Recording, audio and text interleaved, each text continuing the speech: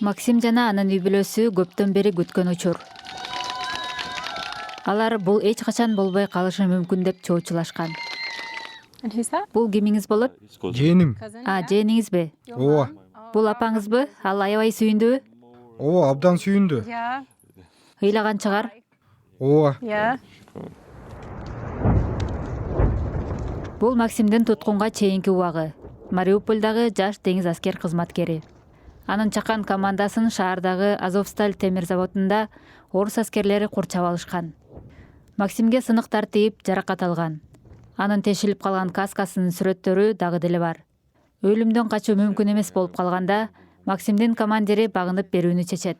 Коли ми масово пішли Биз командабыз менен багынып берүүнү чечтик. Анткени ал коопсузураак деп ойлодук. відчувати, Мен өзүмдү аябай жаман, алсыз сездим. що зробити.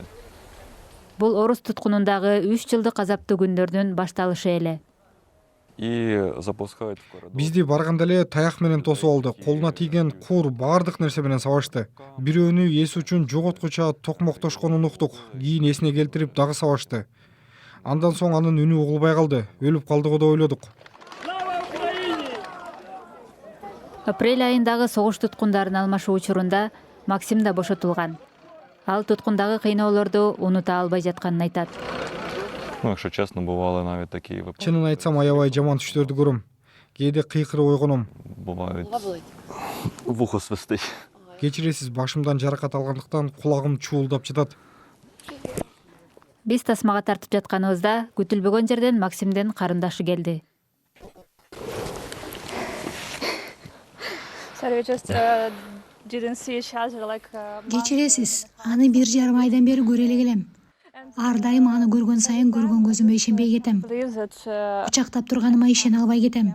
Чынында бул биз үчүн аябай маанилүү. hug him and it's really it's meaning a lot for us. Yeah. Максим учурда реабилитациядан өтүп, үй бүлөсү менен болуп, бирок кайрадан аскерге барууну пландап жатат. Тренування хочу надалі. Мен кайрадан машыга баштадым. Атайын даярдыктагы күчтөргө кошулгум келет. Согушта душманга жем болгум келбейт. М'ясом.